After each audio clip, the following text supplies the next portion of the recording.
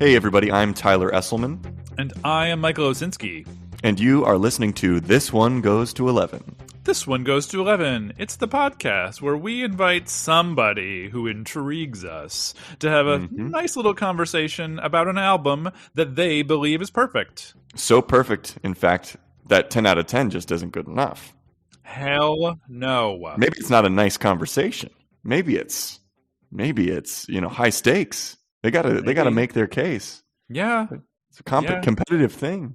Yeah, this is. We have established that this podcast is ruled by the tenets of American capitalism, the whims of the market, if you will. How are you doing, Michael?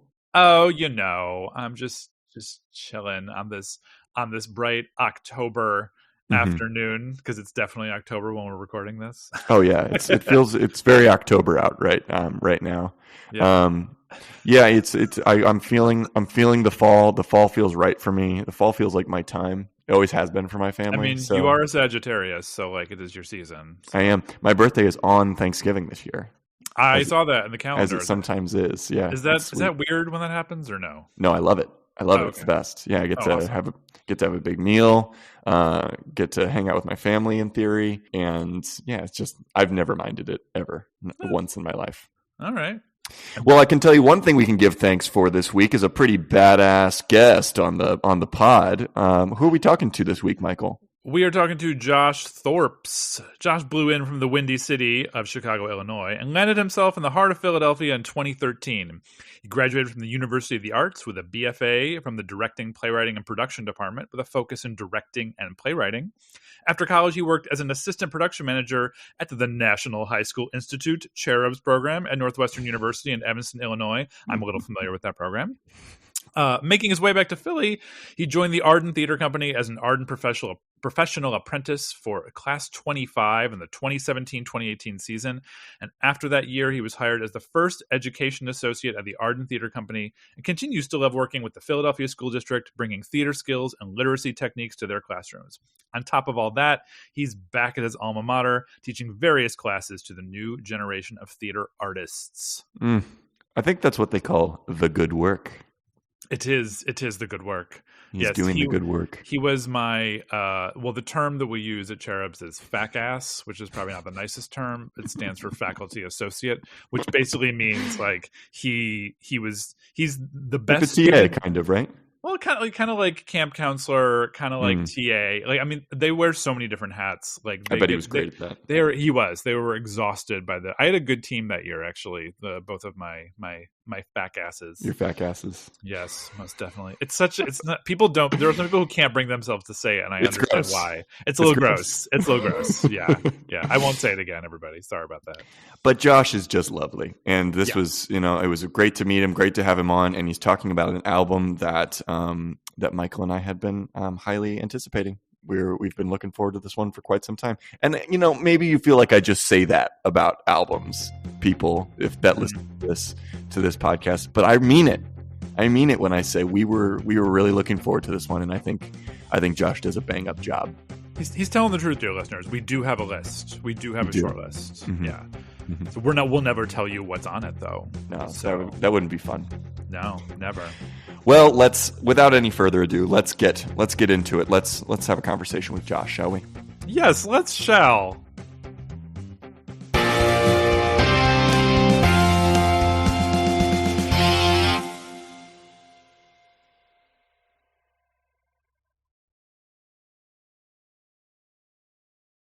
Josh Thorps, welcome to This One Goes to 11. How you doing? I'm doing good. Thank you for inviting me. I'm super excited. Josh Thorps. That's what the people outside my apartment are saying right now. There's a whole crowd of people out there. They're like, "Is Josh there? I love it. Is Josh there?" I love it. I love it. He is. You're public. Dear listeners, Josh and I know each other from a little place I've talked about on the pod before called Cherubs. Yes. But tucked away, not tucked away really, by the lake. It's cooler by the lake in Chicago, That's what they say, apparently. So they say. Yeah, but I haven't seen you in a while. I know you've been you're at the Arden now at Philly, is that correct? I am still at the Arden. Awesome. And I know we used to run into each other on SEPTA, just walking about. So yeah, miss bumping into you. I miss that too. I miss public transportation up here in Canton. It does not exist. I miss it too, being in Los Angeles. It's Philly, the greater Philly area has, I don't know if it's better than BART in terms of like a name for its rapid transit, but like SEPTA's pretty good. That's a pretty good name. What is it? Southeast? Is it with Southeast Philly Transit Authority? Is that what it is? Or Southeast Pennsylvania Transit? Southeast Pennsylvania. Yeah, there you go. Right on the money. I'm going to give them some points. I'm going to give the state of Pennsylvania. There you go. Then I'm going to give the state of Pennsylvania 6,000 points, which goes towards your case. Yeah. Hey, we're a pro public transport podcast.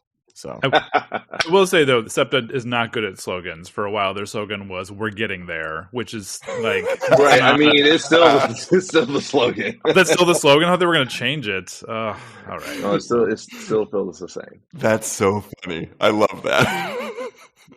Let's not let our listeners be in suspense any longer. Yeah. What album hath thou brought before the tribunal today? We're talking about the Nice Sweet Lemonade by Beyonce. Yes. I think I've heard of it. Mm-hmm. I if you didn't, I might have to leave. Rings a bell. No, Josh, you should know that this is one of a few albums that I think Tyler and I have been waiting to have a conversation about. So like when we saw it on your list, we were like, okay, it's time. Here we go. Love it. I haven't talked about this album in a very long time, so I'm super glad to bring it back. Well, before we dive into your portion of the conversation, before we evaluate your case, you get to evaluate Tyler's case, because Tyler is going to present for our listeners what I've been told is everyone's favorite segment. Mm-hmm. What's it called, Tyler? It's called The Beginner's Guide to Lemonade by Beyonce in 60 seconds.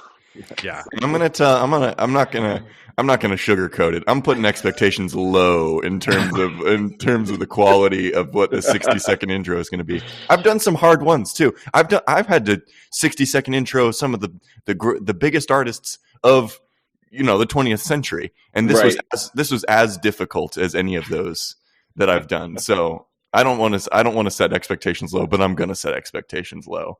But Josh, you should feel free to judge him as harshly as you choose, though. It's all right, entirely up to you. writing down everything. Go for it. Go for it. I'm ready when you are, Michael. If you have my timer. Yeah, I got 60 seconds on the clock.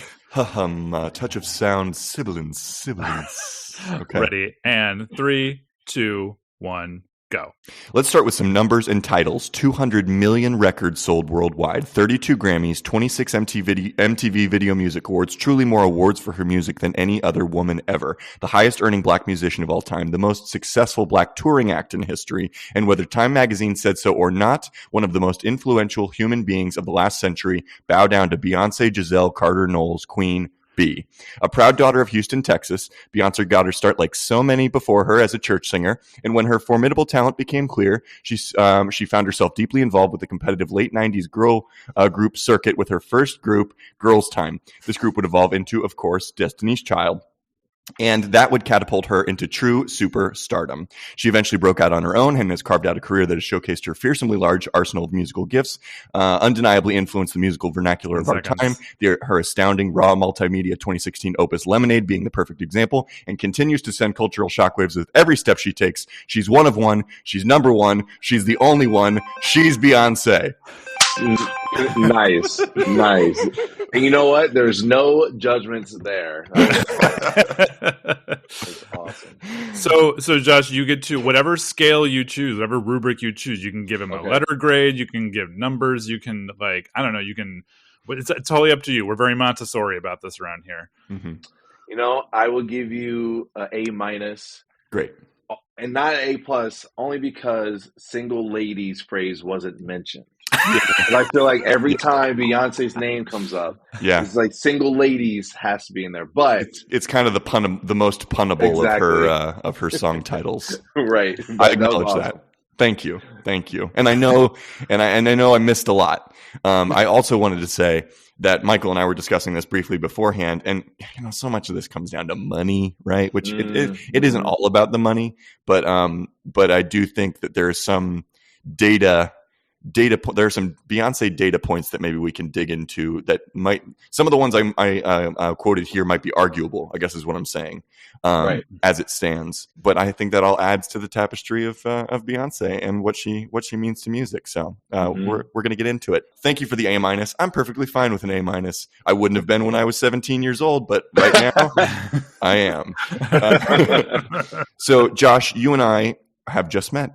And it's really a pleasure to meet you, and it's a pleasure to have you here talking about this album. But since I don't know you as well as Michael does, and since our listeners probably don't know you as well as Michael does, we want to ask a little bit about you as we start this conversation. So could you please, for us, characterize what is your relationship with music writ large? What kind of role does it play in your life on a day-to-day basis? Well, music has been part of my life ever since I can remember, since I was a child. Just being in the car with my mom, dropping me off at school, she's blaring the radio, listening to Luther Vandross, Prince, Michael Jackson. Okay. All the oldies, and I grew up in the choir as well as Beyonce, and. So I was in choir from like first grade all the way to seventh grade. And then I was in something called the Chicago Children's Choir in like my early teen years. And I was doing that for a couple of years. And then, but music is I'm always playing music when I'm working. I'm always humming something or tunes in my head. And I don't know if you guys know, but this thing called frisson that like maybe 55% of the population has. And if the listeners don't know, it's when you're listening to a nostalgic type of music or sound, you get goosebumps and you're like, where did that come from? And you just get that big dopamine jump. And I get that a lot. And I just love that feeling. So I always say, if I have to keep one of my senses, it would be hearing, because I cannot not listen to music. So big part of my life. 9,000 points for frisson, and you are not the first person to reference frisson on this podcast. Dang it! I was hoping I would be the first one. I think you're the best to explain it, though. You are. Yes. Awesome. And I also think coming at it from the angle of like that nostalgia factor, it being a sensation that you experience because of kind of like an intersection of the musical quality itself and your history with the music and whatever kind of context you're in at that moment when you're hearing the song, I think is a really, really cool portrait you painted of it. 9,000 points for that. Ah, great. Did you ever play any instruments too, Josh? No, that was the main part I wish I really grew up doing. Being in concert choir, technically I didn't step up the concert choir, but the reason was I could not sight read music. I just couldn't. That part of my brain just couldn't grasp learning that part. So I just never was able to pick up an instrument. But looking back, I would love to have picked up the violin or learn the piano. Those are two instruments I just love hearing. Yeah. Do you still love singing? Like, is that you still sing a lot? I sing alone, or I'm singing at my desk, and still my coworkers hear me, and I'm a little embarrassed in my cubicle. But I actually have a friend was like, yeah, we have a adult choir in Philly that's not too serious. You should come and join. I'm giving it a little consideration. You should. I have friends who've done that, and they say it's super gratifying experience, especially because the age range tends to be pretty large. So you're singing with older folks, younger folks, very, very gratifying experience. Apparently, I have not yet done that myself either. Yeah, I'm definitely going to check it off put it on my bucket list. Were you a big concert goer growing up? I wasn't really a big concert goer, mostly because I think it stemmed from me being an only child. I didn't and me being in the southern part or the south part of Chicago, I really didn't have a lot of access to get to like the stadiums and get back in a normal time. And also I didn't like crowds that much as a kid. So I just never really went out to do that. I was very nervous, shy, wasn't really outgoing all that much. But now I'm trying to go to concerts more. I'm going to different type of concerts. I try to go to a metal concert on Tuesday, just because I'm kind of liking that genre more. I listen to it a lot when I work out. It kind of gets me pumped. Yeah, that makes total sense. Total sense. Right.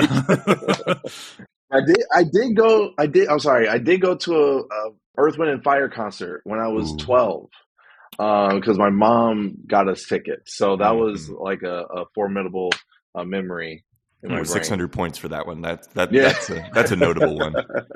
But wait, what metal are you listening to now? So Deathlock, they just came out with a new album. They were a show on Adult Swim.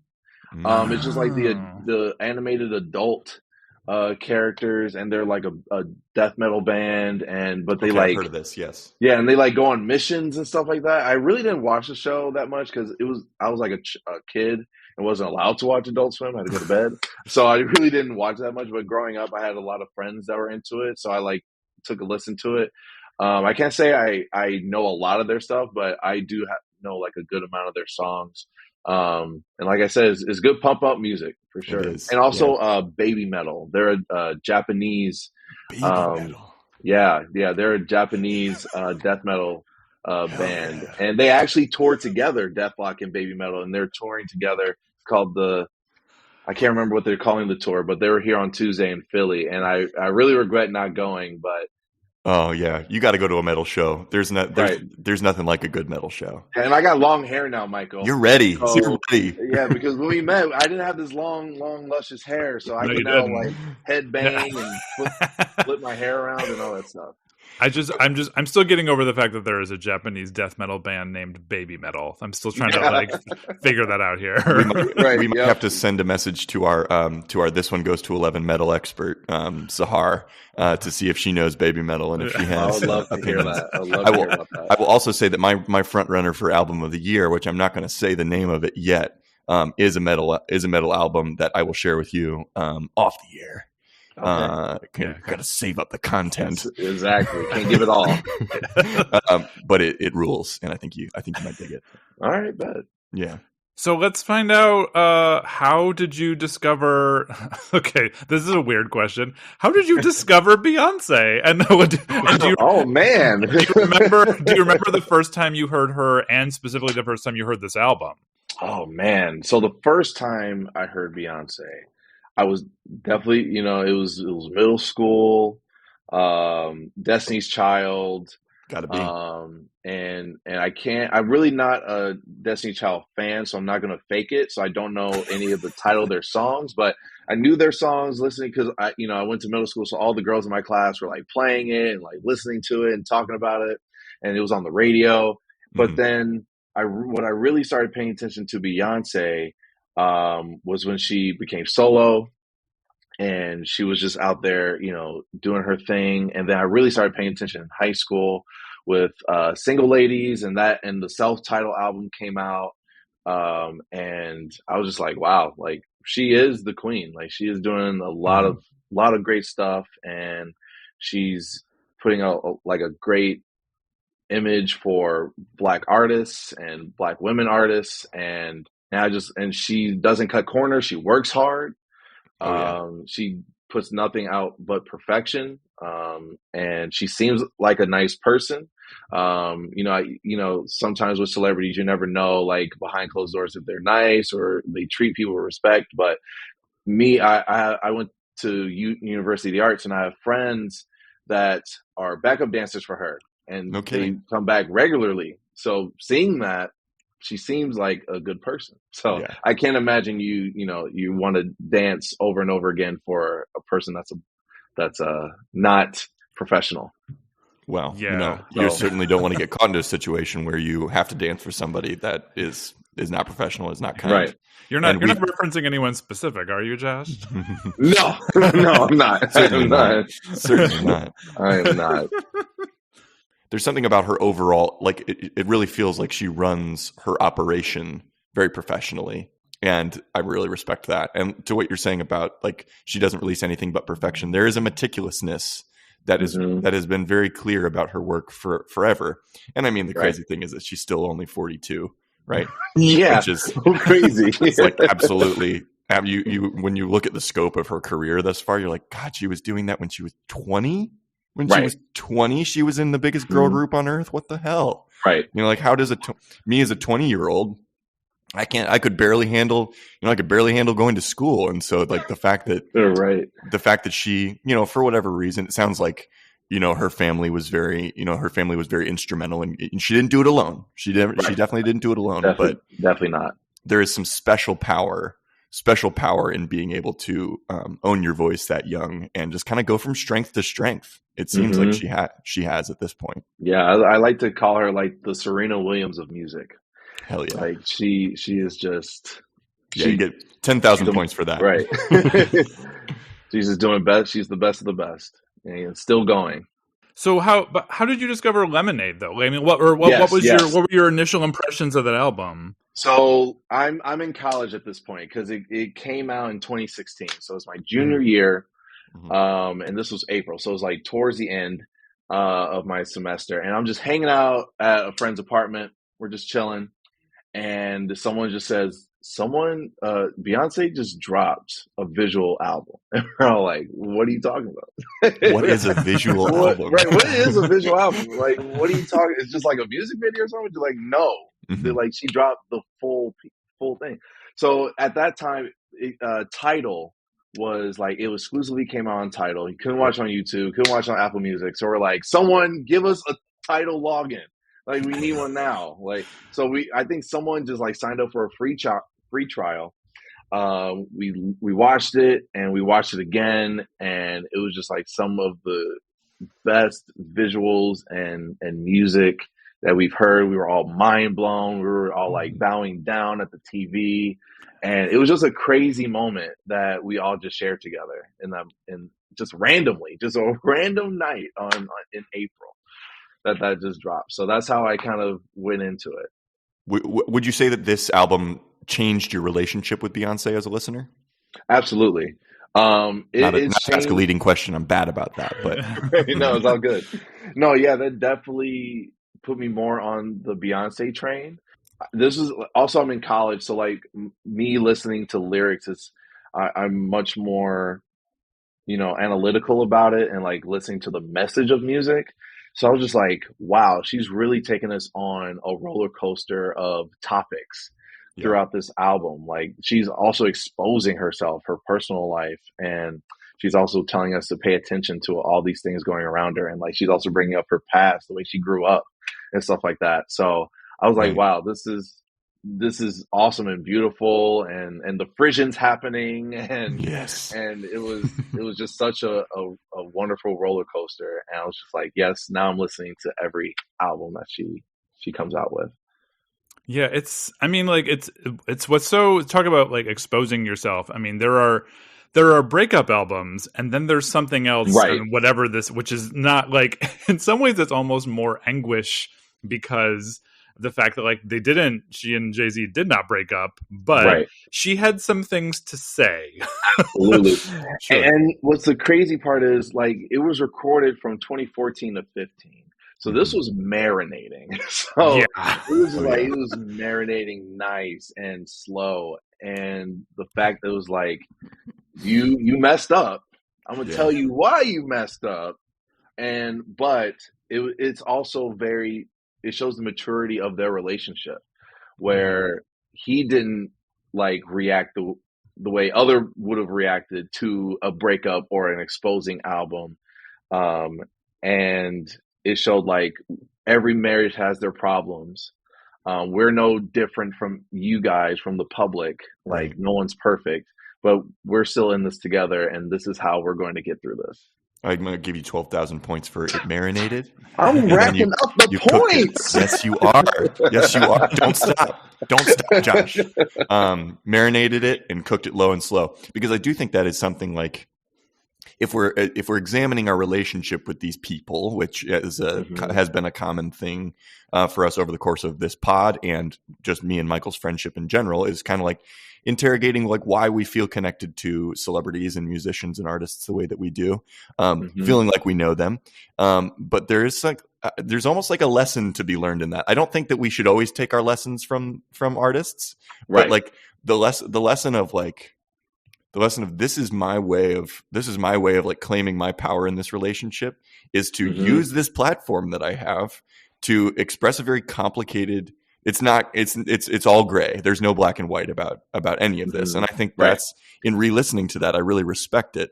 And the fact that we won't ever really know what all the details were. We have intimations with the elevator and the, all of the things that we feel like we're supposed to know about what happened between them. But having this document that kind of represents all the gray areas of their marriage is particular. And I had never experienced something like that before too, from an album. Pretty damn cool.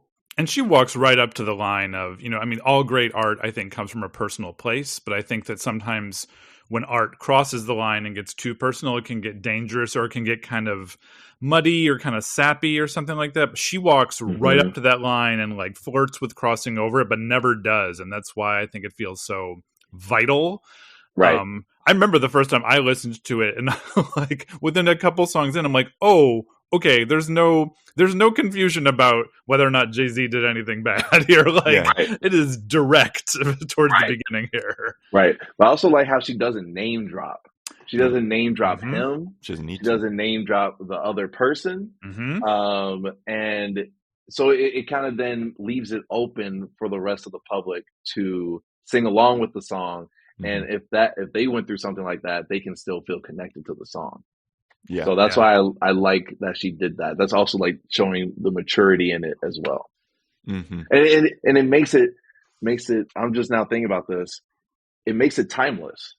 Because if you drop a name, then it's like, oh, Jay-Z, that person was from this point in time to this point in time. But when we're all gone from the earth, like this song's still in the ether and it can still be relevant, or this album can still be relevant. I'll give you 555 points for it's timeless. It's timeless, baby. Timeless. That does make me wonder, because we've talked about albums that are, 50 years old on this podcast. Like, what are people going to be saying about Lemonade in, 2066? I think that it can't go overstated what a big year 2016 was for music, and obviously just culturally in America too, because that was I was looking at, say what you will about Pitchfork, but I was looking at their best albums of 2016, and it was the year of Blonde, and it was the year of Bowie's last album, and also it was the year of A Seat at the Table by Solange, which Pitchfork actually put above Lemonade as their best album of the year, which I think is pretty bold. And it's a great album, but especially when you consider the context of Lemonade, I think that's wow, guys, wow, Pitchfork, yeah. Okay. Right. A lot saying how dare you. A little bit. It's a little bit of how dare you, but I do think A Seat at the Table is an excellent album. For reference, it was Lemonade at 3, Blonde at 2, and A Seat at the Table at 1 from Pitchfork that year. That's their number one album of the year? It was. Wow. Have you listened to it, Michael? I've listened to Solange's albums. I think she's she sort of sits between like whatever Beyonce is doing and like a little bit whatever Erykah Badu is doing, and a little bit of like old again, we talk about genres a lot on this podcast, and they're kind of meaningless and used to sell things, but like what soul used to mean in some ways, it's sort of like she hovers in between a lot of things, and musically I think everything she's doing is just kind of fascinating to me. Right. Yeah. Especially when you have to like kind of carve out your space when your sister is who your sister is. Right, exactly. Yeah, what do you do? What does one do? And then let's talk about the album in specific. What we asked you to choose. We asked you to choose a standout track from the album, and we didn't define what that meant. What song did you choose as your standout track from Lemonade? I chose Sorry to be my standout track on the album. Well, we're going to let our listeners listen to it, and we're going to listen to it in our little room right here. And then we'll talk a little bit more about it on the other side. Great. That's the end of part 1. If you access this episode via our YouTube playlist, you're about to hear our guest's standout track. If you'd like to jump ahead to part 2, you'll find a link in the description of this episode.